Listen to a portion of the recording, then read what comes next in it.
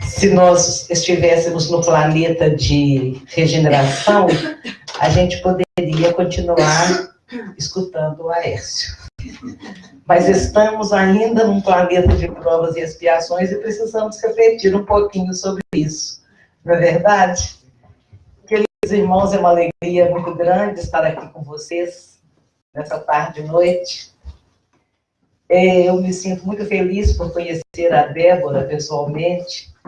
Temos amigos em comuns, né, Débora?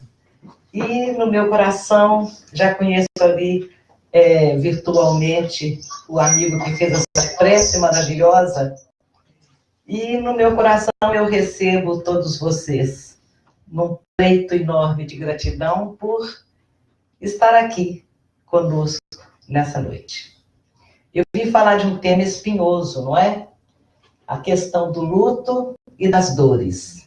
E vamos enfrentar como luto todas as perdas, de um modo geral, que nos causam algum tipo de sofrimento, e as dores tão comuns neste planeta em que vivemos, em que estagiamos ainda, não é? Em 1983, o meu filhinho caçula se vai, e naquela época, se vai de uma forma trágica, e naquela época eu dava 30 aulas de química no maior colégio da minha cidade. Então a minha tragédia virou uma tragédia comentada pela cidade toda. E a partir daí, todas as vezes que alguém passava por um luto, uma perda, uma dor parecida, essa pessoa me procurava. Eles diziam, vá lá no Colégio Imaculada, procura a professora Célia e pergunte a ela como que foi que ela deu conta daquela dor. Como que foi que ela sepultou um filho de uma forma tão corajosa, tão tranquila, tão serena. E as pessoas iam procurar. E eu não me sentia, gente, eu falo sinceramente, naquela época, eu não me sentia nem corajosa, nem serena, nem nada. O que eu sentia era que o meu mundo havia desabado sobre a minha cabeça. E as pessoas iam chegando, querendo saber. Me aposentei, tive mais tempo de me dedicar à casa, à causa espírita, e as pessoas continuaram chegando, trazendo perguntas intrigantes. E uma pergunta que eu escutei ao longo de 30 anos foi: por que que Deus fez isso comigo? Meu filho foi assassinado, por que que Deus fez isso comigo? Minha mãe morreu de câncer tão jovem, por que que Deus fez isso comigo? Meu pai se infartou tão cedo, por que que Deus fez isso comigo? E na ânsia de responder a essas pessoas, que a única coisa que Deus faz é nos proteger de nós mesmos face às nossas colheitas, é que eu fui ficando cada vez mais angustiada, buscando respostas para levar às pessoas todas as ferramentas de superação que a doutrina espírita havia me dado. Fui a Uberaba e falei: Chico, as pessoas estão me perguntando como superar as suas perdas. E eu não consigo consolar, eu sinto que elas saem de perto de mim exatamente como chegaram. E a doutrina é tão consoladora, não é, gente? Afinal, é o consolador prometido por Jesus. Essas pessoas não podiam bater nas nossas portas e saírem de mãos vazias. Chico, estou sentindo que elas saem de perto de mim. Como chegaram? Como que eu vou consolar essas senhoras, essas mães, essas esposas, esses filhos? Ele me disse: ô minha filha, eles tinham que ter o curso de religião que você teve. Porque você é uma privilegiada. Para você, a dor chegou depois do Evangelho. Você não imagina o que passam as pessoas, que a dor chega primeiro e o Evangelho depois. Evidentemente, Chico não estava dizendo que quem procura Jesus, quem procura religião, quem procura a religiosidade só na hora do sofrimento, Chico não estava dizendo que essas pessoas não conseguiriam encontrar, né? Ele estava dizendo que eu não estava sabendo como é que eu a coisa devia ser feita. E então começou direcionando as tarefas que eu desempenhava na casa espírita, muito nesse sentido do atendimento fraterno. Mas recentemente eu fui lançar um livro não, porque é o único que eu escrevi, não vou escrever outro. Fui lançar o livro no centro de convenções e tinha um cerimonial muito incrível, e uma voluntária, furando o bloqueio daquele cerimonial, chega até mim e diz: você atende aquela senhora ali? Ela está precisando de conversar. Eu disse, quando acabar a palestra, porque antes não vai dar tempo. Quando eu comecei a atender aquela senhora, o cerimonial nos interrompeu 3 vezes, porque eu tinha que ir para a fila, eu tinha que atender a fila dos autógrafos.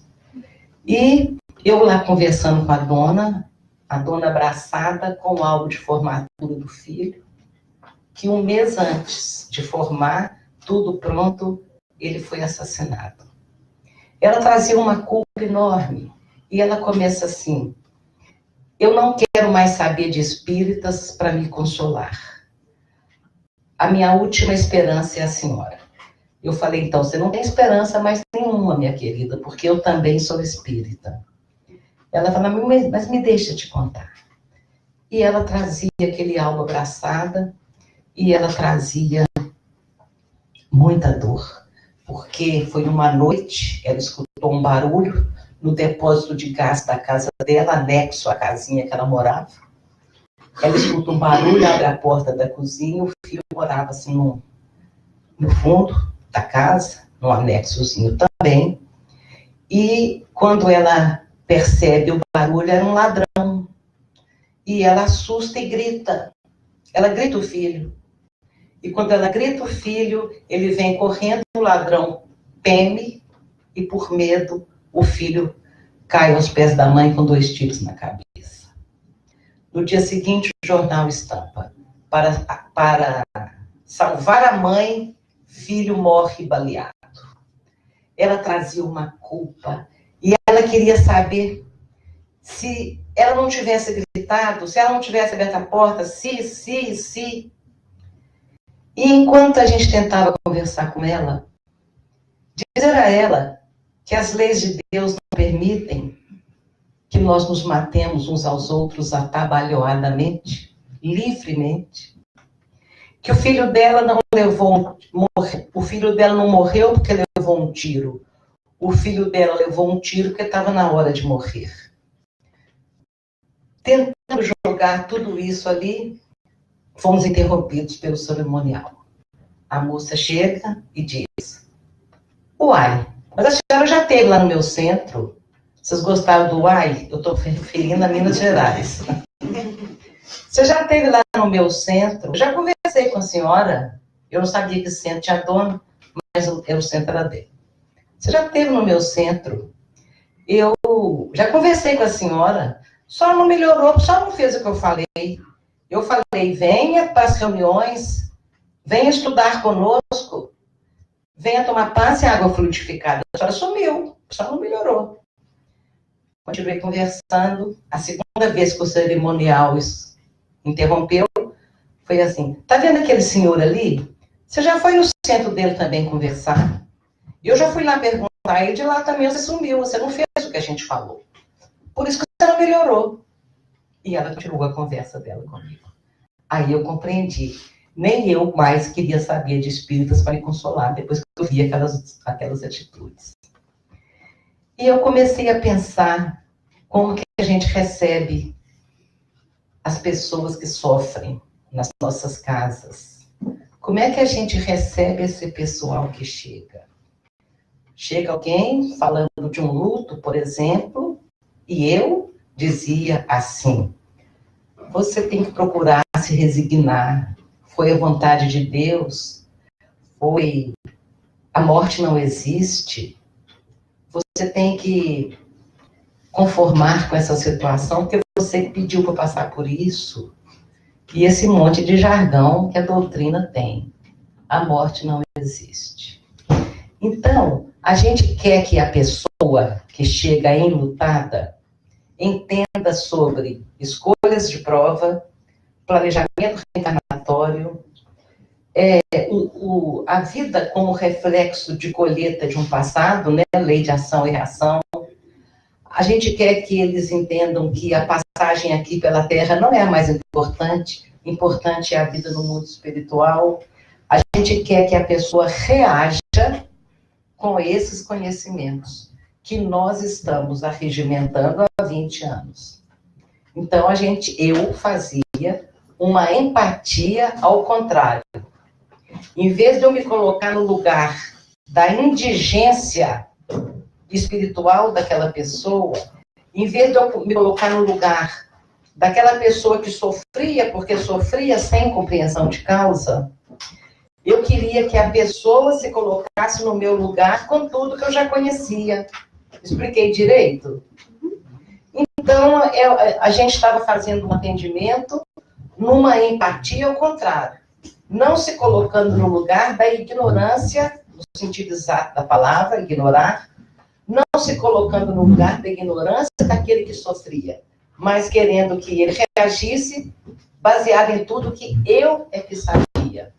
E eu fiquei imaginando como é que Chico Xavier nos recebia, quando chegávamos lá com o coração despedaçado, e ele me via assim e podia até pensar, poxa, ela já devia estar um pouco melhor, mais equilibrada, mais tranquila, mais feliz.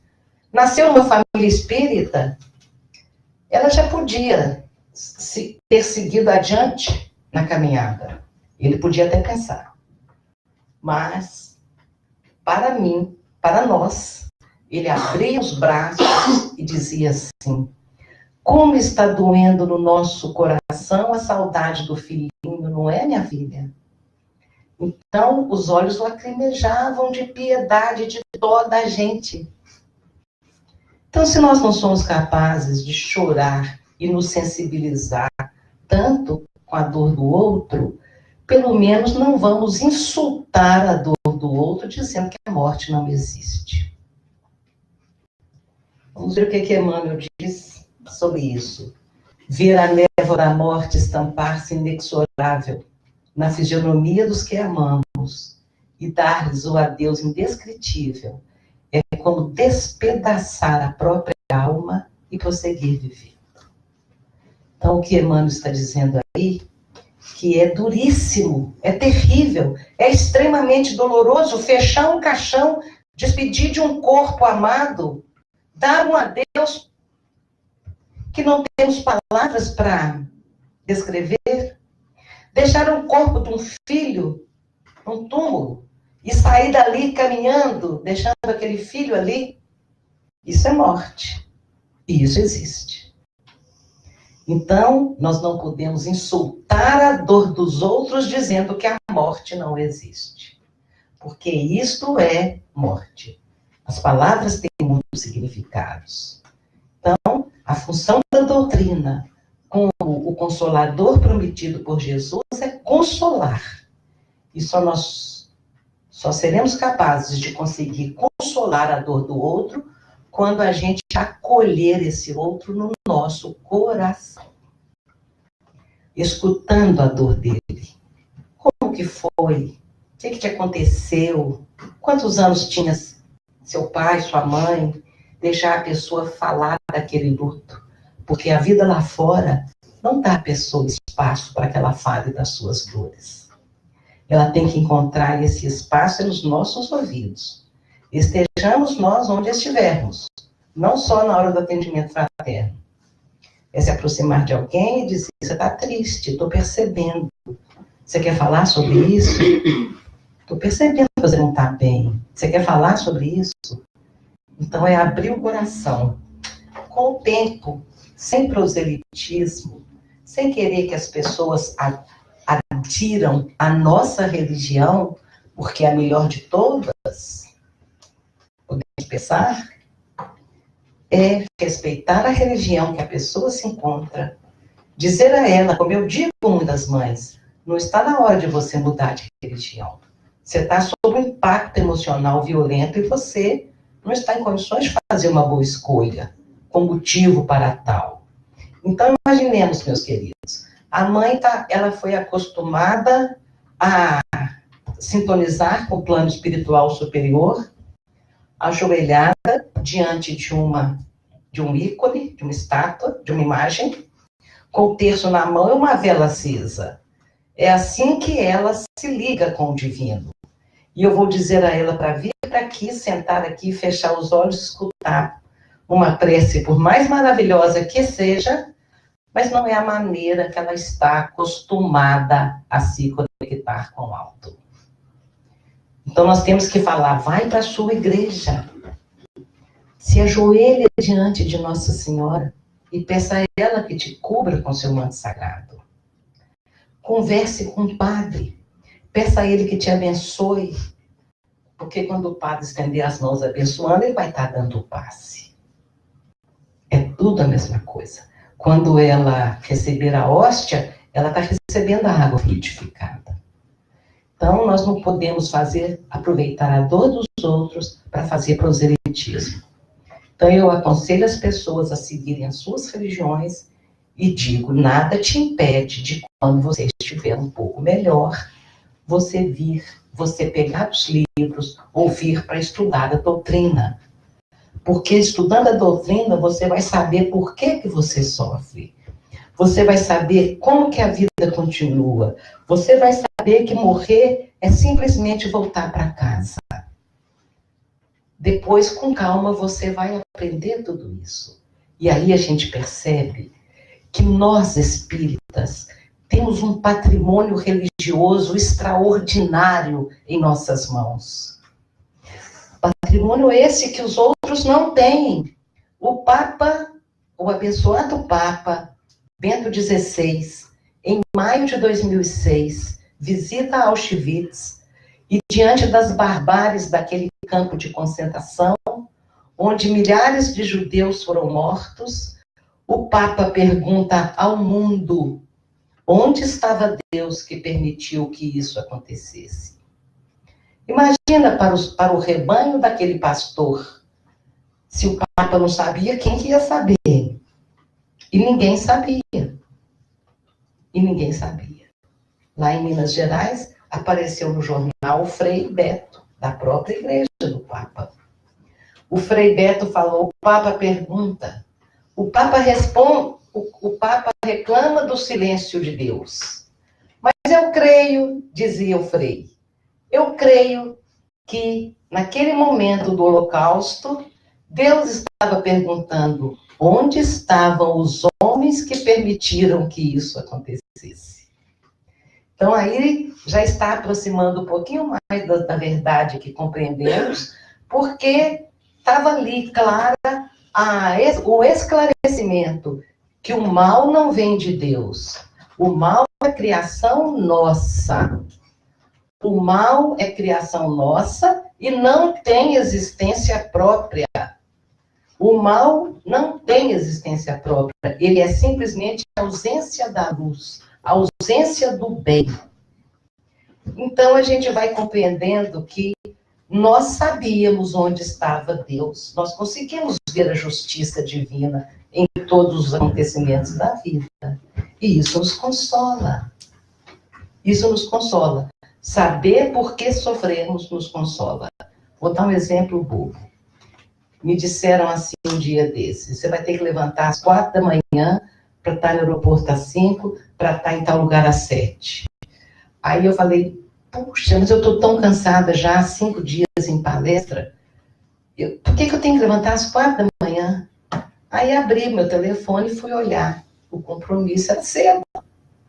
Eu tinha que estar preparada para a tarefa, 9 e pouco, 10 horas. Aí eu falei com a minha anfitriã, saí do quarto e disse, estou perfeitamente conformada com o meu horário. Há um motivo. É porque eu tenho palestra de manhã e tenho palestra de noite. Então, a partir daquele momento, não, está tudo certo, está tranquilo, este é o horário que eu tinha realmente que ir. Então, quando a gente sofre, e me perdoam a futilidade do sofrimento, que eu apresentei como exemplo, quando a gente sofre sabendo o motivo, o propósito, o sentido, a dor é muito mais tolerável. Esse livro é maravilhoso. E lá eu garimpei essa pérola. Ninguém pode ensinar caminhos que não haja percorrido. Então a gente está falando da questão do luto, de como vencer essa dor, de como superar as dificuldades. E eu não estou aqui, então, na posição de quem vai ensinar nada para ninguém. Simplesmente na posição de quem está apenas compartilhando o que tem aprendido. E tenho aprendido muito sobre essa dor ao longo dessas décadas. Dos meus pais, a maior gratidão, porque me receberam num berço espírita, me deram todas as ferramentas de superação que eu precisava. E junto, ainda, a bênção de ter convivido com Chico Xavier desde a minha mais tenra infância. Nasci em Pedro Leopoldo, mesma cidade em que Chico Xavier nasceu e viveu mais da metade da vida dele. Chico viveu em Pedro Leopoldo 49 anos. Os 43 últimos é que ele foi para Uberaba. Aí está o meu pai já presidindo o centro. Quando eu nasci, o meu pai já estava presidindo o centro que o Chico psicografava, que o Chico fundou, que o Chico recebia as pessoas. Meu pai está aí com 38 anos e Chico com 41. Então, desde aquela época, eles estavam juntos. Quando meu pai desencarna aos 66 anos, atropelado por um caminhão, ele estava construindo casinhas para as famílias assistidas do Luiz Gonzaga. Na 13ª casa, ele diz ao pedreiro: não estou me sentindo bem, vou para casa, talvez não volte hoje. Pega a bicicleta, mas quando ele atravessa a BR, veio o caminhão. O Chico nos conta umas semanas depois, quando fomos a Uberaba, que ele foi convidado pelo Dr. Bezerra para assistir o desencarne do meu pai e ajudar a desatar os últimos laços que prendia o espírito Lico ao corpo. Porque Lico não era o corpo, Lico era o espírito. E o Chico conta que quando meu pai sai do corpo, a vista embaçada, sentindo uma certa perturbação, sem entender direito o que estava acontecendo, alguém fala: pai, e ele olha aquela mocinha e não reconhece. E a mocinha diz: pai, não está me reconhecendo? Eu cresci. E ali o meu pai abraça aquele espírito. A mediunidade de Chico é tão extraordinária que ele foi capaz de dizer o que meu pai sentia e pensava naquele momento. Quando meu pai abraça aquela mocinha, ele diz: minha filha, 7 anos de saudade. E pensar que você também veio para cá da mesma forma que eu. Ele abraçava a minha irmã Daisy, a 17ª filha da minha mãe, que a trouxe ao mundo aos 45 anos de idade e que também tinha sido atropelada por um caminhão 7 anos antes. A emoção do meu pai é tão grande que ele desmaia, o espírito desmaia, e é amparado no colo da mãezinha dele, que havia desencarnado 3 meses antes. Gosto de contar essa história para todos os corações enlutados, para daí poder dar a certeza do reencontro. A morte deixa de ser um ponto final no relacionamento. E aí a prova de que a morte é muito menor do que o amor que nos une uns aos outros e que as pessoas continuam se amando e se encontrando.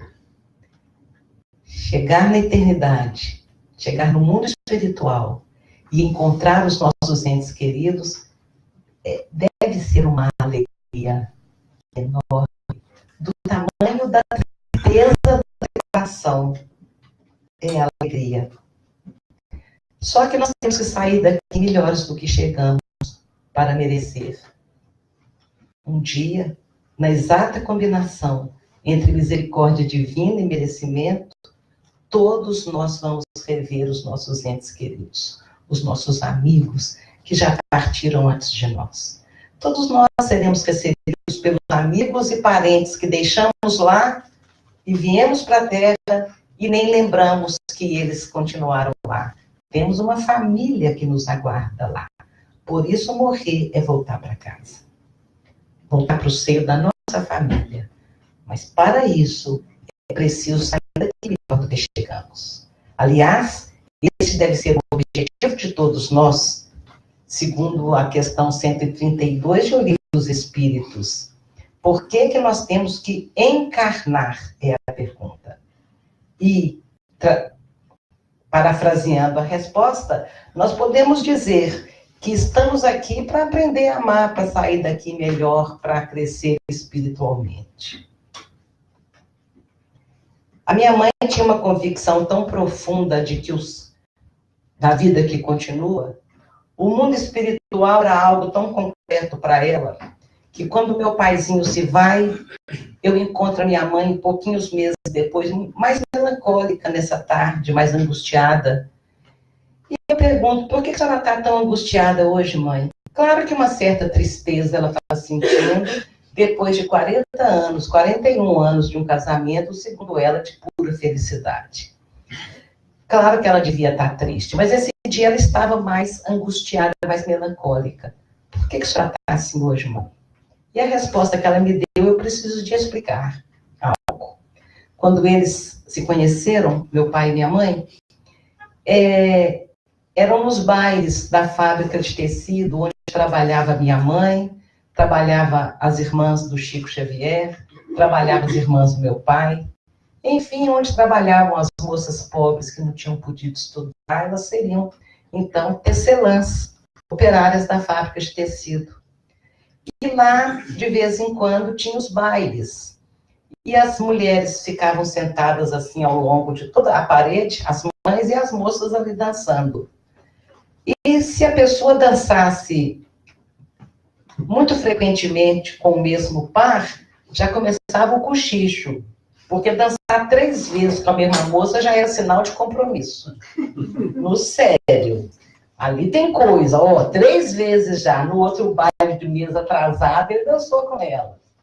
E o meu pai dançava com a minha mãe e dançava com uma linda morena chamada Josefa. E o povo da época já comentava com quem que Lico vai casar. Quem que Lico vai querer casar? Porque estava dançando muito com elas. Aí, seguindo o planejamento reencarnatório, Lico se casa com Lia. E seguindo o planejamento reencarnatório, a Josefa volta para casa, morre aos 20 e poucos anos de idade, eternizando na memória de todo mundo a própria beleza. Aliás, acho que é a única vantagem de morrer novo, né? Você não vai ficando velho para as pessoas verem como é que você está ficando esquisito. Eu me coloco no meio dessa história sórdida que eu acabei de dizer. Então, agora voltando para a sala da casa da minha mãe, a pergunta, por que a senhora está tão melancólica hoje, mãe? Ah, minha filha, eu estou aqui pensando. Tem certeza que Lico já encontrou com Josefa?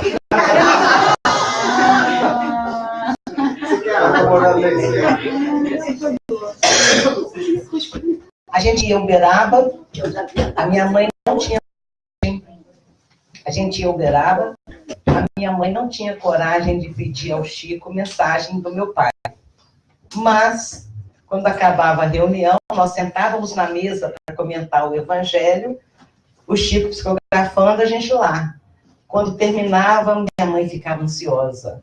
Acabava a reunião, ela dizia, Chico dizia, Lia, Lico teve aqui, mandou dizer, meu bem, minha aguinha estava pertinho, eu jamais teria te pedido para caminhar tanto. Tá ali, ó. Quando acabava a reunião, o Chico dizia, Lia, obrigada, querida. Lico teve aqui, mas não quis ditar a mensagem, não, porque tinha tantas mãezinhas desesperadas, aguardando notícias dos seus filhos. Ele não quis, mas deixou um abraço. Minha mãe dizia, tá muito certo, Chico. Daí 4 meses, 5 meses, a gente volta.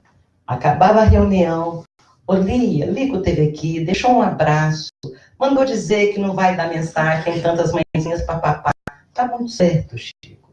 Da terceira vez, mesma prosa. Lico deixou um abraço, tá muito feliz. Deixou um abraço, mas não ia dar mensagem. Minha mãe já entrou no carro para ir embora. Emburrada. 540 quilômetros de Leopoldo a Uberaba. Estrada horrível. Ela entrou no carro. O que foi, mãe? Estou aqui pensando, minha filha. Lico deve estar mesmo muito ocupado do lado de lá. Não tem nem tempo de me escrever uma carta. E em casa, ela ficava, Lico, por que tanto silêncio? Lico, por que tanto silêncio? Até que 2 anos depois ele volta e dá a mensagem, Lia, sou eu. Pra que tanto barulho? Tipo, só morri, para a confusão, eu só morri. Eu gosto de contar essa história para as pessoas saberem que tudo que elas pensarem, sentirem a respeito dos seus entes queridos, eles vão captar. E então, daí, de onde vem a força de uma mãe espírita? O povo da minha cidade perguntava. Mesmo eu não me sentindo forte, eles viam uma força. De onde vem a força? Vem do fato de que não temos o direito de prender os nossos familiares no nosso apego e na nossa dor. Não temos o direito de fazer isso. Em 1954, a minha mãe teve uma alergia à cibalena e o corpo abriu em erupções, eczemas e etc. A casinha que a gente morava era a 100 metros do escritório onde Chico Xavier trabalhava lá na Fazenda Modelo. Meu pai era construtor e ele era tesoureiro, secretário. A Fazenda Modelo era um órgão do Ministério de Agricultura para incentivar a pecuária e a lavoura da região. Então, nossa casinha era perto do escritório do Chico, e o Chico passava a nossa casa para aplicar os passes em minha mãe. Para aplicar os passes, e depois de alguns dias, todas aquelas feridas, aquelas coisas já tinham secado, cicatrizado. Mas na testa dela ficou uma mancha roxa, avermelhada, estranhíssima. Chico, essa mancha não vai sair? Não, Lia.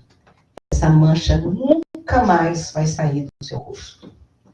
Para todas as vezes que você se olhar no espelho, você saber que nessa existência você trocou uma lepra por trabalho.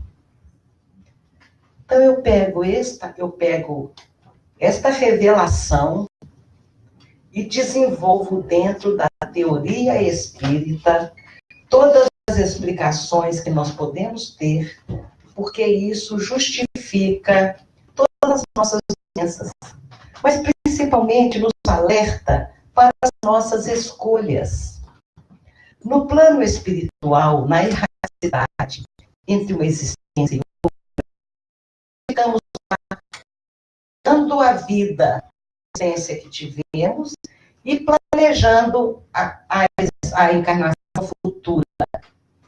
Nesse intervalo, a gente vê o que fez, o remorso toma conta do nosso coração, nós pedimos a dor e pedimos o sofrimento. E escolhemos dores horríveis, escolhemos provas dolorosas, ou então caímos num processo expiatório onde é inevitável. E este ensinamento que o Chico nos deu assim, é logicamente refletindo o que Jesus disse, e o apóstolo Pedro escreveu em sua segunda epístola, o amor cobre a multidão dos nossos pecados. Então nós não precisamos de voltar para a terra escolhendo sofrer, escolhendo o mal. O Papa perguntou onde estava Deus, porque ele estava vendo um sofrimento para ele inexplicável. E nós sabemos que o sofrimento é colheita e que nós escolhemos colher, porque a gente é livre para plantar, a colheita é obrigatória. Só que a gente pensa assim, estou pagando todos os meus pecados.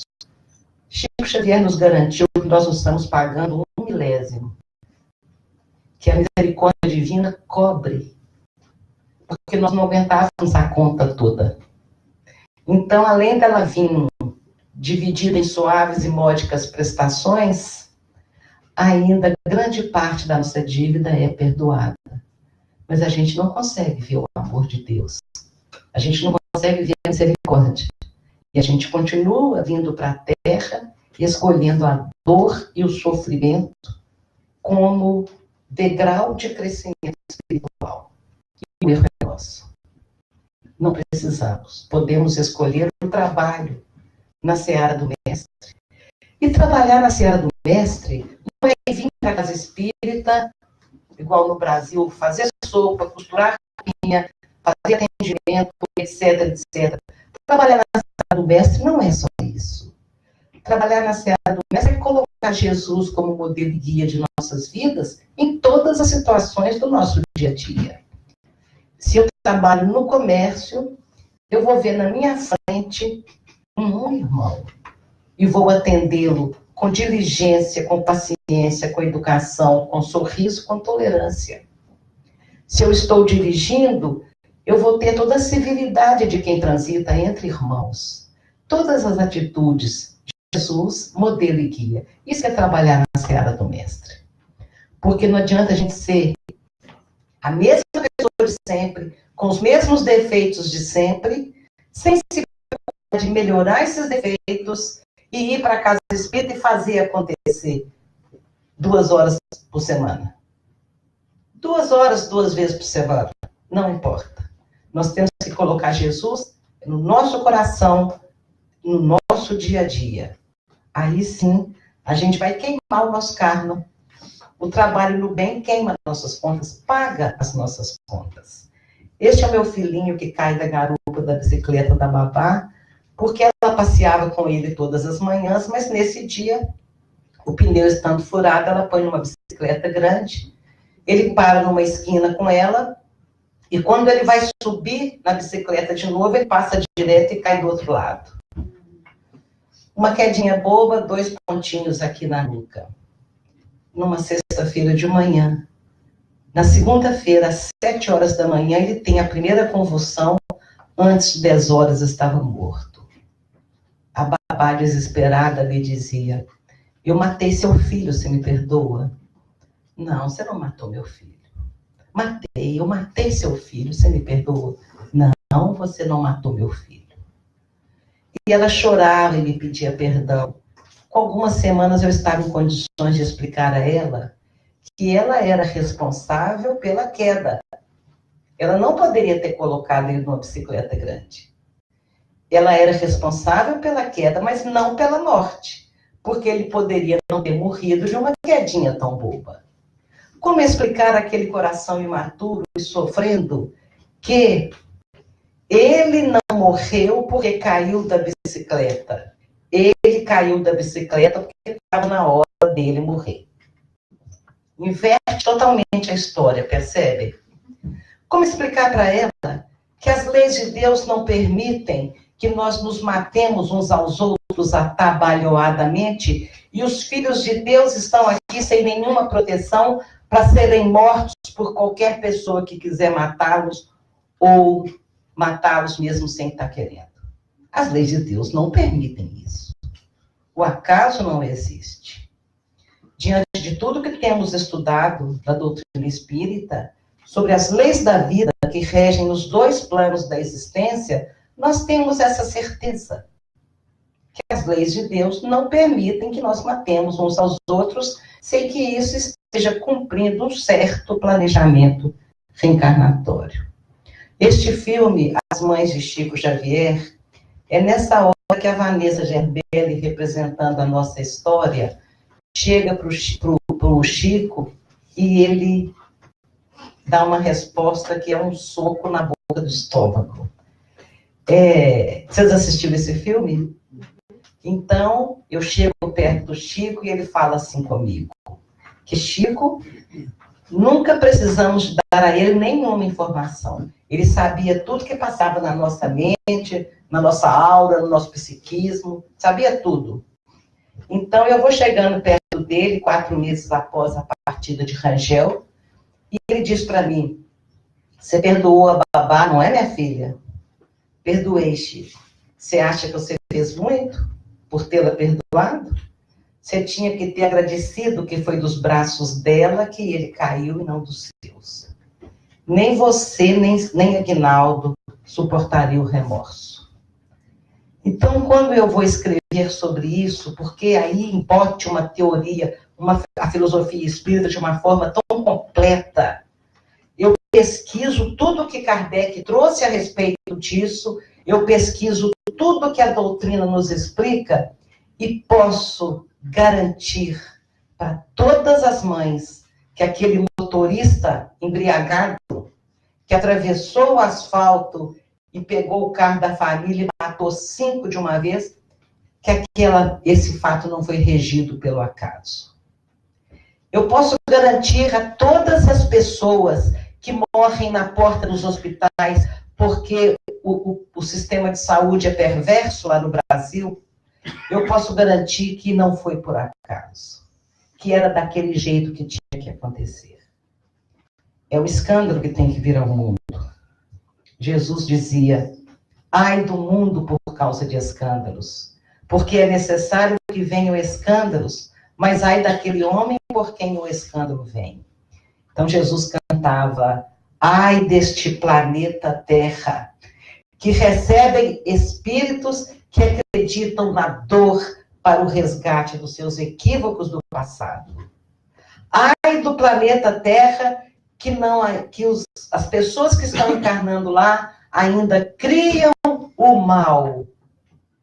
Escolhem uma forma escandalosa de resgatar o passado. Por isso que tem que ter escândalo. Nós escolhemos o escândalo. Quero morrer com um tiro na cabeça. A gente sai de lá com essa história. Quero ter uma lepra. Quero ficar estigmatizada num asilo, abandonada pela minha família, estigmatizada num leprosário. Eu quero ver meu corpo apodrecer, cair os pedaços. Quem escolhe a lepra é isso. Antigamente não tinha sulfona que paralisa os sintomas. Então, a gente que escolhe. A gente é que escolhe. De onde que vem o mal? Ai desse mundo que a gente faz essas escolhas. Ai desse mundo que a gente precisa de passar por essas coisas. Ai desse mundo. E aí fala, porque é necessário que venham escândalos. Por quê?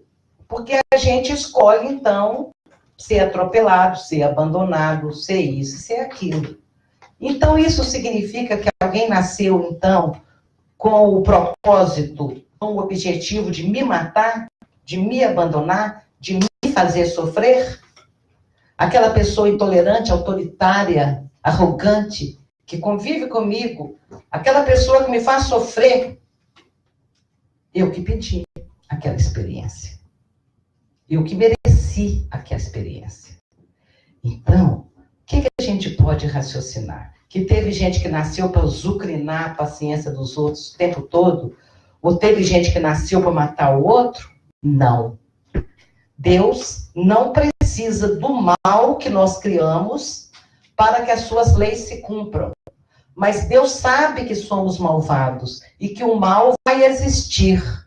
Então, Ele cuida de uma forma milimetricamente perfeita, que o senhor Allan Kardec chama de a força das coisas. E ao cuidar dessa forma milimetricamente perfeita, ele só coloca a gente perto da situação que escolhemos viver. Se eu quero morrer com um tiro, se eu trouxe esse planejamento para aprender nunca mais a atirar em ninguém, alguém nasceu para atirar em mim? Não. Mas Deus sabe que vai ter um louco atirando para tudo quanto é lado. Deus sabe que tem um ladrão que anda armado e por pouco ele mata as pessoas. Deus sabe.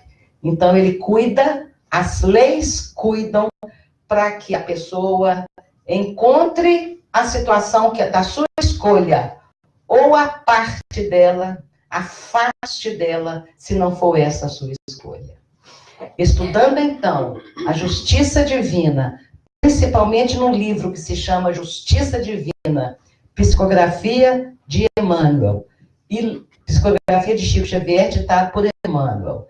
Estudando Manuel Filomeno de Miranda na abençoada psicografia de Divaldo Franco, nós chegamos a essa conclusão. Então, tudo que eu estou dizendo aqui para vocês não é ponto de vista meu, jamais faria isso.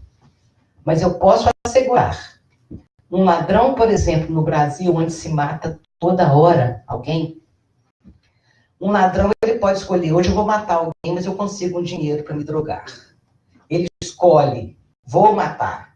Ele escolhe a arma, tiro, paulada, pedrada, facada, estrangulamento. Ele escolhe a arma.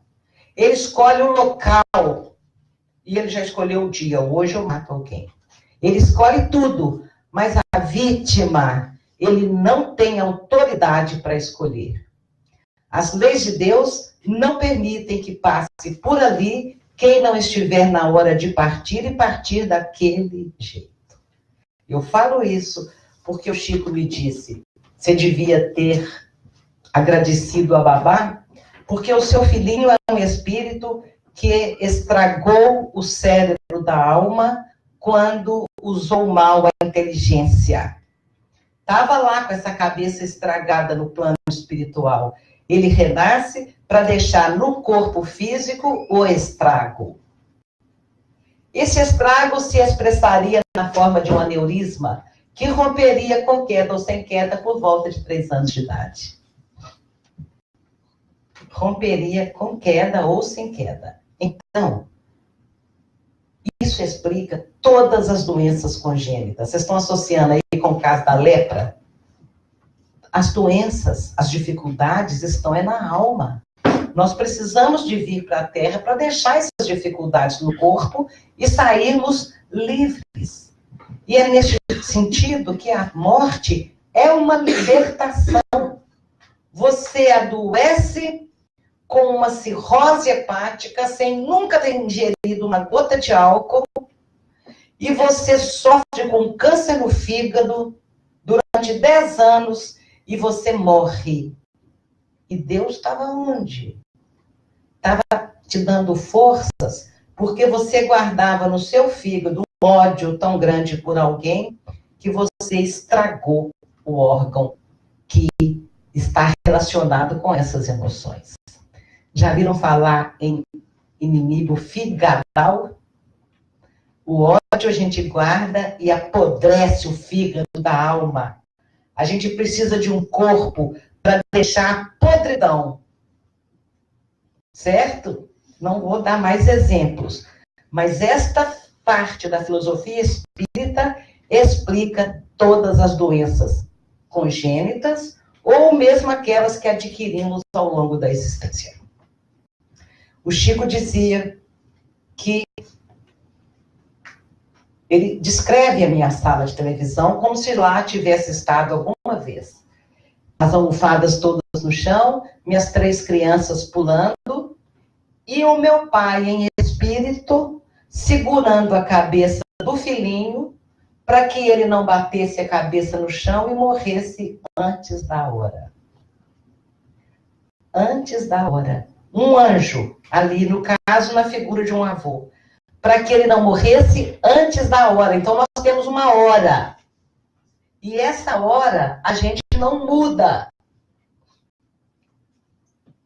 A gente não muda. O Evangelho segundo o Espiritismo, capítulo 5, nos fala que o nosso destino não está pronto e que a gente pode mudar a nossa vida a cada momento. Mas tem umas 4 ou 5 coisas que a gente não consegue mudar. E uma delas é o gênero de prova. O gênero de morte. Nós já saímos de lá com nossa passagem no bolso de trás, para a gente não ver nem a data e nem que condução que a gente está indo voltar para casa. Mas o check-in, a passagem já está aí no bolso. E lá está escrito, você vai por uma morte súbita, uma doença longa, por velhice, por tragédia. Como é que você vai? Já está lá, seu gênero de morte. Isso o senhor Allan Kardec nos ensina. A gente pode até ir antes da hora, através da vida sedentária, de se entregar à tristeza, à depressão, através da má alimentação. Eu posso ir antes da hora, quando eu tenho sucessivos ataques de raiva, saio com os outros na cabeça. Cada vez que eu tenho um ataque de raiva, eu queimo o combustível da minha viagem terrestre. É como se eu estivesse acelerando e dando ré no carro durante o caminho. Eu acabo com o combustível antes do trajeto todo concluído. Nós podemos praticar vários suicídiozinhos a cada dia. E eu posso me matar antes da hora. Mas ninguém faz isso comigo. Percebem a diferença? Expliquei direito? Então, nós temos a nossa hora. É muito bom levar essa certeza. É muito bom explicar às pessoas de como que Deus cuida realmente de todos nós. E que as leis dele não permitem nada que estiver fora da programação reencarnatória que nós trouxemos. E que vai nos prejudicar. É essa certeza. É desse Deus, é nesse Deus que eu confio, que eu creio, que eu sei que existe. É esse Deus, é essa visão que me fortalece e nos fortalece a todos, que vocês também professam a mesma crença do que eu. Diante disso, nós podemos dizer, mande a vida o que mandar, eu sei que eu vou dar conta. Eu digo isso, mande a vida o que mandar, eu sei que eu vou dar conta. Ah, porque eu me fortaleci, porque você tem um filho? Não. É porque eu tenho uma fé raciocinada, e por tudo que Jesus disse, eu posso ter a certeza que nos meus ombros jamais fardos mais pesados que posso suportar. Essa não é a dedução que a gente tira? Então, meus queridos, quaisquer que sejam os problemas que tenhamos encontrado, que estejamos vivendo, podem ter certeza, vocês vão vencer e vão dar conta dele. Porque se ele não fosse do tamanho da sua força, ele não estaria no seu ombro. Se você está com este problema, ele é do tamanho que você dá conta. Porque Jesus não mentiu quando ele falou que de jeito nenhum ele nos deixaria com uma cruz que ia nos acachapar, que ia nos aniquilar, que ia nos derrubar. Não, ele nos deixaria com uma cruz que ia nos elevar, que ia nos fortalecer a caminhada a cada vez que aprendêssemos com ela no trajeto. Então a gente pode ter essa certeza. Não precisamos ter medo de nada, a não ser de nós mesmos. A não ser da nossa indolência no caminhar. No mais, não precisamos temer absolutamente nada. 23 anos após a partida de Rangel, eu me vejo de novo na porta de um CTI, suplicando a Deus pela presença física de um filho. E eu dizia a Deus arrogantemente, a lição lida hoje fala dessa arrogância, da vaidade religiosa de Nicodemos. Diante de Chico, eu expus a minha arrogância filosófica. Perdoei, Chico. Perdoei. Enquanto as pessoas viam uma mãezinha com o coração destroçado, Chico via minha alma. E ali, num momento de muita dor, eu continuava tão arrogante e orgulhosa como tinha sempre sido. Perdoei, Chico. E ele escutava a minha alma dizer, viu como eu sou magnânima? Viu como eu fui bondosa? Não xinguei a moça, adulei a moça, tentei consolar a moça, a babá. Viu como é que eu entendo as leis que regem as nossas vidas e sei que como é que as coisas aconteceram? Era isso que eu dizia para Chico, arrogantemente. 23 anos depois, eu dizia da minha arrogância para Deus. Eu já tinha melhorado bastante. Deus, eu acho que agora a nossa vontade vai empatar. Eu sei que seja feita a vossa vontade. Mas eu acho que eu não preciso de passar de novo por essa dor. E ninguém sofre um segundo a mais, além da necessidade de aprender alguma coisa. E eu já aprendi, eu dizia para Deus, tudo que a perda de um filho tem para ensinar, eu já aprendi. Então eu não preciso dessa dor, então minha filhinha não vai embora. Que ilusão. Que ilusão. Com 3 dias, uma dengue hemorrágica levou a minha filha. E eu, naquele momento, eu tinha que recomeçar todo o meu aprendizado. São 8h05. Não dá tempo de eu... Eu dizia, minha filha, o que nós duas aprontamos para passar por essa separação tão dolorosa agora? Meu Deus, eu ensinei minha filha a morrer. Eu pensava em tudo que ela tinha tido, todas as aulas, todos os esportes, tudo, o intercâmbio, tudo.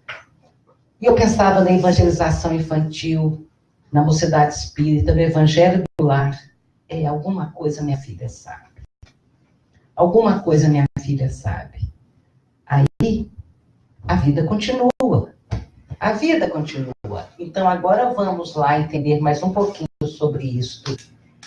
Essa menina linda, 27 anos, tinha terminado a faculdade, estava noiva, ia começar a construir junto com o noivo, feliz, cheia de amigos. De repente, ela acorda no mundo espiritual e diz, opa, aprendi no centro espírita uma coisa que é verdadeira, olha aqui, estou viva, a vida continua. Oba, vocês acham que foi assim que ela acordou? Tendo que deixar todos os projetos mais imediatos para trás? Isso é morrer.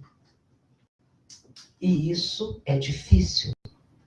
Então, eu precisava de iniciar um grande aprendizado da minha vida. Amar um filho que chega é muito fácil. Até os animais o fazem. Mas o verdadeiro amor a gente começa a aprender quando tem que entregar de volta, que é o desapego. E eu fui começando a compreender que só amando a Deus acima de todas as coisas, nós somos capazes de entregar os nossos filhos de coração para o verdadeiro Pai, sem prendê-los na nossa dor. Onde está a força de uma mãe espírita? Está no fato dela saber que a vida continua, mas que morrer não é fácil. Eu precisava de ensinar a minha filha a desencarnar. E desencarnar significa, a princípio, a pessoa ter condições de mudar todos os seus projetos, todos os seus sonhos. Quase todos. A Mariana estava num ponto da construção da vida material, da vida profissional, da vida afetiva. Isso estava na cabeça dela ali há anos. As pessoas que ela amava ao seu redor há anos. E ela precisava de desencarnar, deixando tudo para trás, seguindo em frente, aprendendo que continuava ligada a nós pelos laços indestrutíveis do amor, aprendendo que novos projetos precisavam de surgir para ela não morrer de tédio depois de morta, aprendendo a descobrir outras formas de divertir, sem ser jogando tênis, indo para clube, tomando chopinho, que isso não tem lá. Ela precisava de ficar feliz refinando os seus gostos. Isso é desencarnar. Então, meus queridos, para ajudar a Mariana a desencarnar, dentro do meu coração, ela não podia encontrar em momento nenhum o lamento de que pena, filhinha, que você não está mais aqui. Não vamos ganhar esse ano o torneio de tênis de dupla. Que pena. Que pena que você não vai estar aqui para a gente fazer isso, fazer aquilo e fazer nada. Eu não podia. Para soltar, eu tinha que reconhecer Deus como Pai. Escrevi um livro, Vencendo a Dor da Morte. Porque é nesse momento que você começa a aprender com a dor. Então, o livro está no gerúndio, vencendo, porque é um desafio diário. É um desafio para enquanto eu viver, porque eu ainda não aprendi tudo que essa dor pode ensinar. Ela parou de doer antes que eu aprendesse tudo.